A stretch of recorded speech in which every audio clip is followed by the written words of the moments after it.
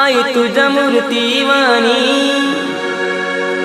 या जगात मूर्ती नाही। अनमोल जन्म दिला गाई तुझे उपकार फिटणार नाही। अनमोल जन्म दिला गाई तुझे उपकार फिटणार नाही। बालपणी मी खेळत खेळत बालपणी मी खेळत खेळत होत जवताना